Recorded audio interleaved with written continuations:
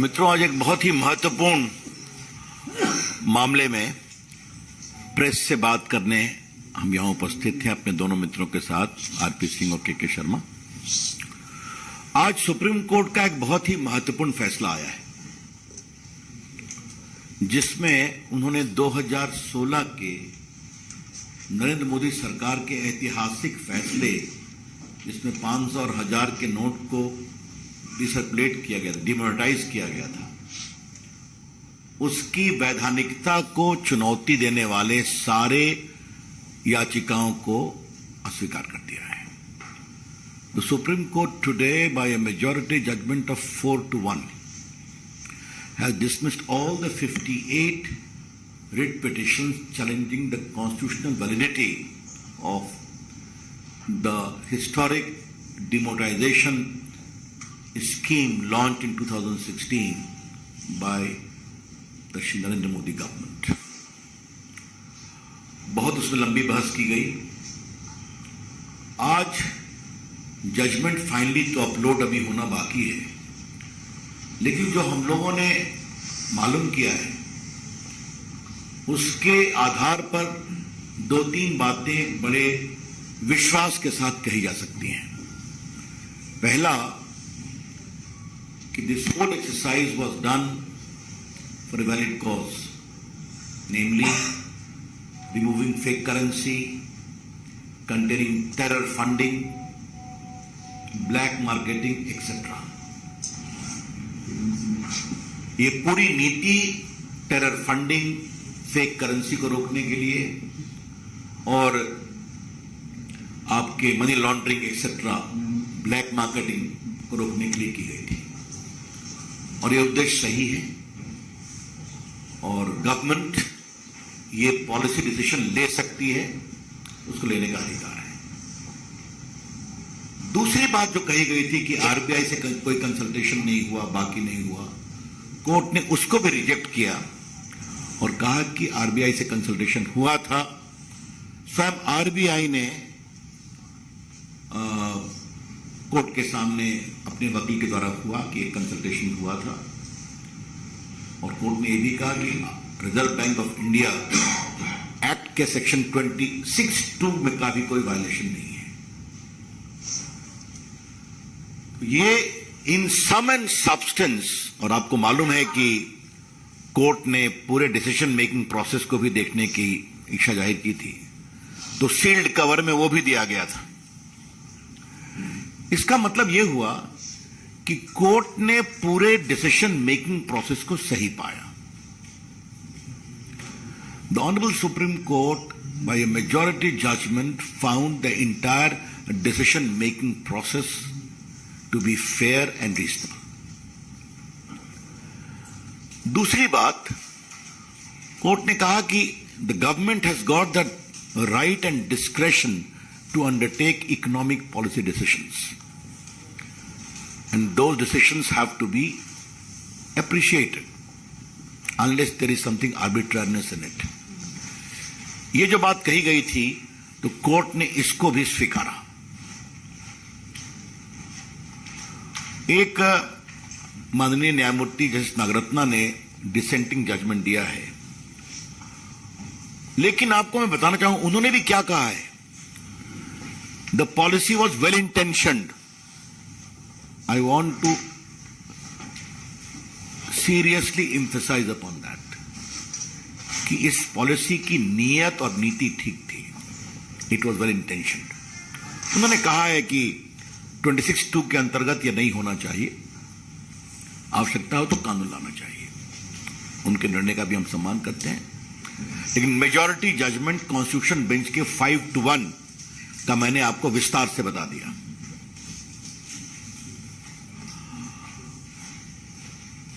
आज मुझे पार्टी के राष्ट्रीय मंच से कुछ गंभीर पॉलिटिकल सवाल उठाने हैं। कितना बड़ा तूफान हंगामा खड़ा किया गया था कांग्रेस पार्टी ने डिमोनेटाइजेशन को लेकर के। यह सिर्फ यही नहीं हुआ था, राहुल गांधी विदेश में भी जाते थे तो इसी के बारे में बोलते थे। आपको मालूम है। और दूसरी बात क्या है कि जिस तरीके से शब्दों का प्रयोग किया गया, बाकी किया गया, वो बहुत ही दुर्भाग्यपूर्ण है।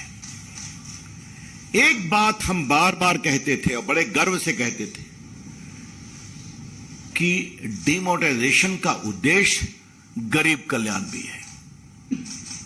The BJP was very firm in espousing the great commitment of Shri Narendra Modi ji that this is designed to subserve the interests of the poor, and secondly to bring in cleanliness in our economy, हमारे आर्थिक स्थिति में सफाई आए। आज मैं आपसे ये कहना चाहता हूं कि जिस तरीके से ट्रांसपेरेंसी आई है, और आज इस विषय को उठाने का दिन है, इस विषय को आज उठाने का दिन है, और मैं आपसे दो तीन बातें खाली आपकी जानकारी के लिए कहना चाहता हूं। डिजिटल पेमेंट में कितनी बड़ी गति आई है।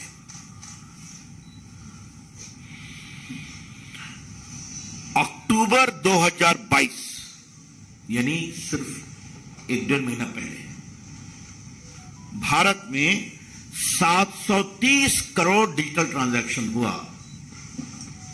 Worth 12 lakh crore. Just in October India recorded a great bumper harvest of digital transactions worth 730 crores amounting to 12 lakh crore rupees transaction। इसका मतलब समझा जाता है क्या? आज भारत डिजिटल पेमेंट में दुनिया का एक नेता बना है। भारत का जो पूरा फिनटेक मूवमेंट है, यूपीआई, ये सब आप देखते हैं ना। आज भारत में कितने डिजिटल पेमेंट एप्स आ गए, ये आपने देखा है ना। आज भारत का गरीब आदमी भी डिजिटल पेमेंट करता है, ऑटो वाला भी डिजिटल पेमेंट एक्सेप्ट करता है। तो ये कैसे हुआ? ये हुआ नोटबंदी के बाद, जो डिजिटाइजेशन ऑफ डिजिटल इंडिया में कंट्री को आगे बढ़ाया गया, ये उसका कारण है। अब मैं आपसे एक बात और कहना चाहता हूं कि 16-17 में लगाया गया था। मैं आपको कुछ 3-4 एग्जाम्पल दूंगा, ज्यादा नहीं दूंगा। 17-18 में, एक साल बाद, देश का टैक्स कलेक्शंस 18% हायर हो गया। It was 10.3 lakh crore the very next year. अब तो और बढ़ा है। आपको जानकर खुशी होगी कि आज देश में टैक्स, इनकम टैक्स देने वालों में करोड़ों की संख्या बढ़ी है। ये चर्चा बार बार सदन में हुई है, इसलिए मैं उस पर आपको ज्यादा नहीं बोलूंगा। लेकिन जरा मुझे आप ये बताइए कि नोटबंदी के बाद 2,38,000 फर्जी शेल कंपनियां पकड़ी गई कि नहीं पकड़ी गई? 2,38,000। We would like to emphatically emphasize that 2,38,000 shell companies were caught, transactions stopped after Notbandi became a reality. आपको मालूम है बेनामी संपत्तियों का जो जब्ती हुई है, आपने देखा होगा, वो मुझे बताने की जरूरत नहीं। मनी लॉन्ड्रिंग में क्या हो रहा है, या मुझे बताने की जरूरत नहीं है। और the most important point I would like to highlight, the informal sector's involvement in the economy has got reduced from 52% to 20%. I repeat, the informal sector component in the economy of India got reduced from 52% to nearly 20%. बाकी आपने कई बातें देखी हैं, मुझे बताने की जरूरत नहीं है। टेररिज्म, फेक करेंसी, क्या पाठक को हुर्रियत का दफ्तर बंद हो गया ना श्रीनगर में, बंद हो गया कि नहीं? पत्थरबाजी खत्म हो गई। पत्थरबाजी ये आपके सामने है। पीएफआई के खातों को बंद करना, एक्शन लेना। तो टेररिज्म की रीढ़ को तोड़ने में नोटबंदी ने बहुत बड़ा काम किया है। The demonetisation scheme has done a great service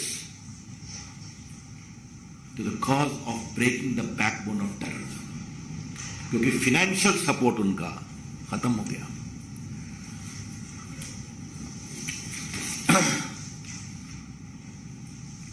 और इसीलिए if I can put it in very frank term, demonetization policy is the biggest blow to terrorism,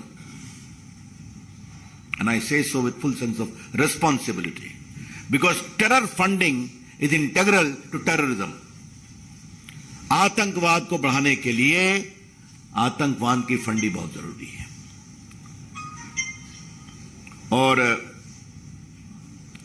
हमने गरीबों की बात कही थी। आज आपने देखा ना कि 2.33 करोड़ बैंक अकाउंट खोले गए हैं गरीबों के। डायरेक्ट बेनिफिट ट्रांसफर में कितना, जनधन अकाउंट में कितना फायदा हुआ, ये सब आपको जानते हैं। मुझे आज इसको विस्तार से बताने की जरूरत नहीं है, कभी होगा तो हम उसकी चर्चा करेंगे।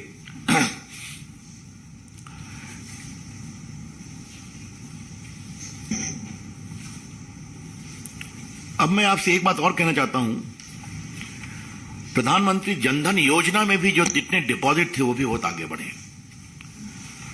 तो ये जो हमारे कांग्रेस के बंधु लेड बाय राहुल गांधी बार बार ये हल्ला करते थे, तो कभी आप समझने की कोशिश करते हैं क्या? क्योंकि राहुल गांधी जी के बारे में मैं एक बात कहूंगा, वो समझते हैं तभी जब कोर्ट का फैसला होता है, उसके पहले वो नहीं समझते। और मैं आपको एग्जांपल देता हूं, राफेल पर क्या क्या नहीं कहा उन्होंने।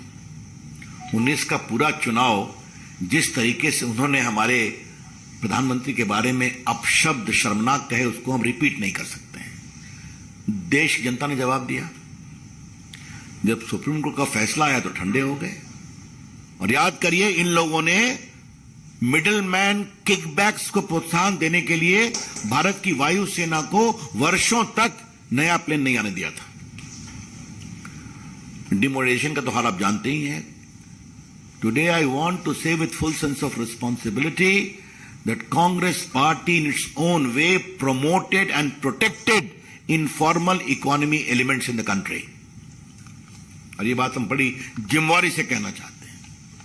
और पूरे पिछले 11 साल में जो कुछ हुआ, इस पर हम कई बार आपसे चर्चा कर चुके हैं, तो आज उसको बताने की आवश्यकता नहीं है। हमने कई बार बार बार आपसे कहा है कि किस तरीके से फैसले लिए गए पूर्व की सरकारों के द्वारा, ये आपने देखा होगा। तो एक बात आपको हम और बताना चाहते हैं। मैंने बताया डीबीटी में या पीएमजीवाई में या आपके पब्लिक डिस्ट्रीब्यूशन सिस्टम में जो पूरा हमने प्लग किया, वो तो अपनी जगह ही है। लीकेज को डिजिटल पेमेंट से, आधार लिंकेज से आपने देखा है। एक बात मैं आपसे और कहूंगा कि सिर्फ हम डिमोनेटाइजेशन पर ही नहीं रुके। हमने 2015 में black money, undisclosed foreign income and asset imposition of tax act भी बनाया था। I repeat, black money, undisclosed foreign income and assets and imposition of tax act. आपको जानकर आश्चर्य होगा कि इस कानून के अंतर्गत 62,250 करोड़ अनडिक्लेयर्ड इनकम टैक्स के सामने आया। 65,250 crore of previously undeclared income. तो हमारा खाली कहना यह है कि ये जो कुल बातें आपके सामने आई हैं, इस पर संसद में भी बहुत कहा गया है। तो इसके मोटे बिंदुओं को मुझे आपके सामने इंश्योर करना था। और आज सुप्रीम कोर्ट ने जो फैसला किया है, वो एक बहुत ऐतिहासिक फैसला, उसका हम सम्मान करते हैं। और ये फैसला देश हित में है और एक देश हित में किए गए फैसले को कोर्ट ने सही माना है।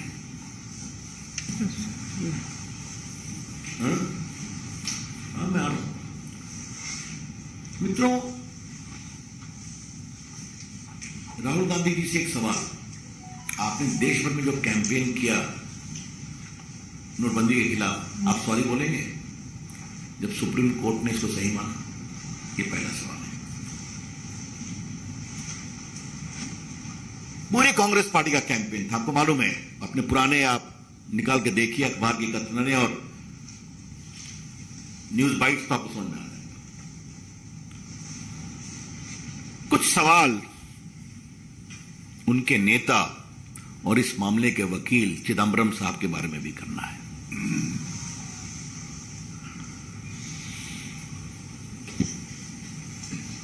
मेजॉरिटी जजमेंट पर खामोश है।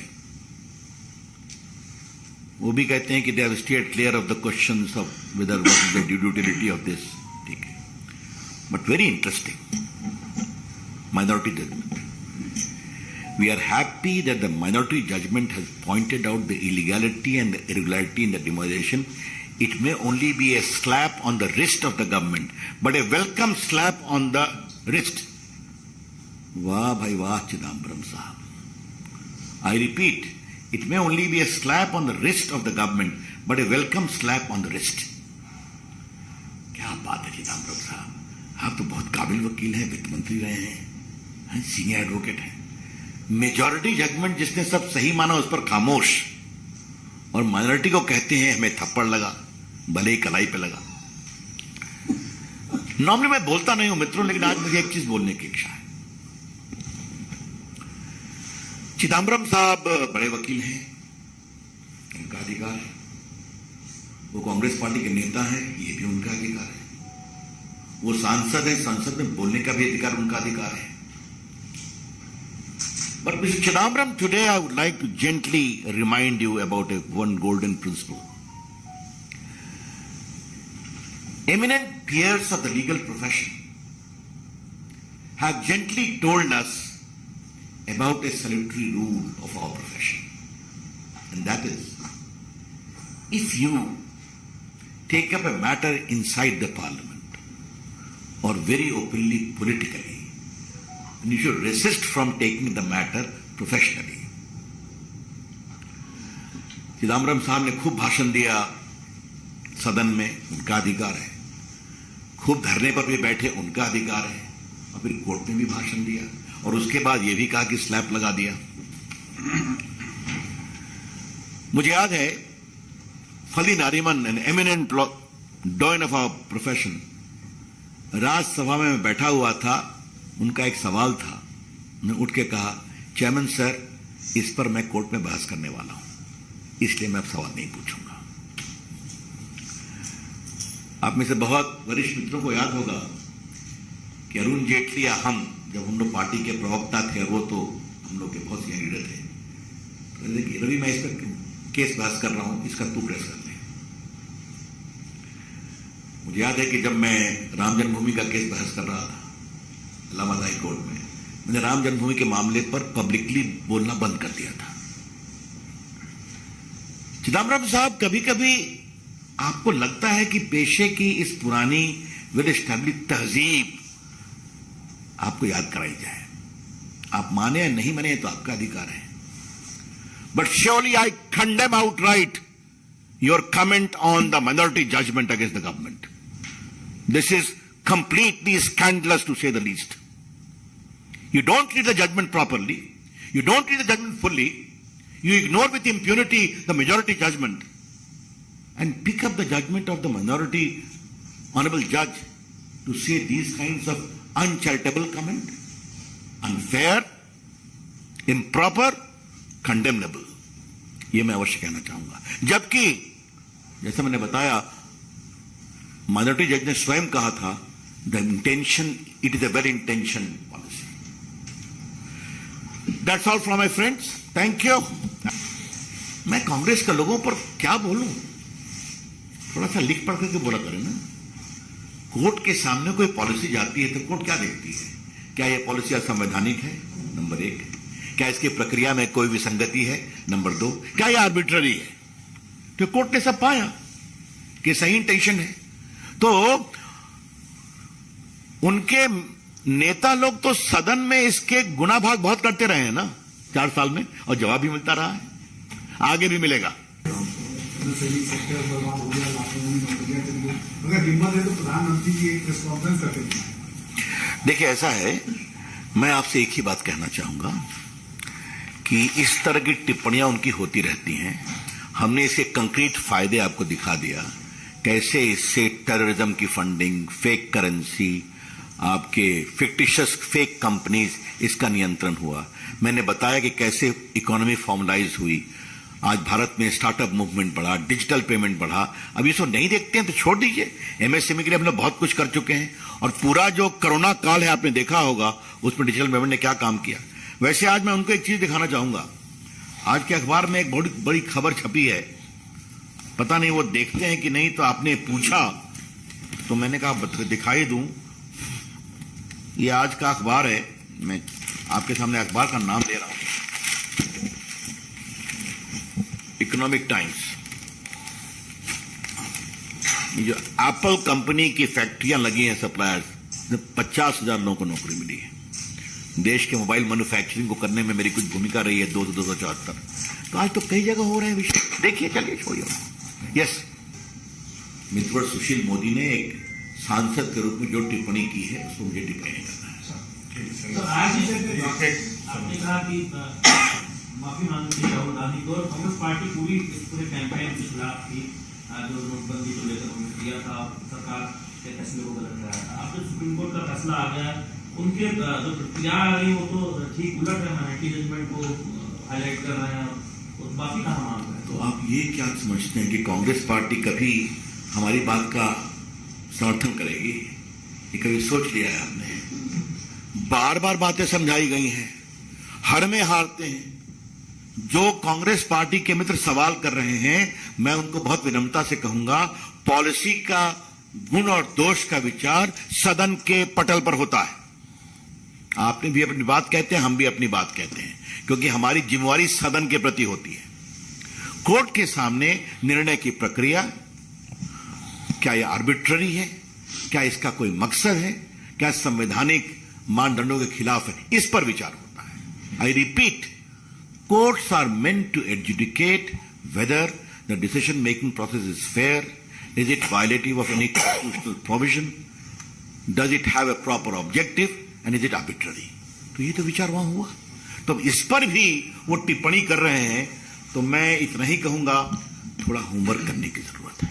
All these years the demonetization was copied on the economy, but today Congress party is coming out and they're saying they are not talking about the objectives. They're putting out selective court arguments, and they're saying it's not about the objective, it's about the consequences. And again, they are putting it. They have come up with a press conference. But do you think after all this, all the allegations that have been leveled by Congress party will come to rest or not?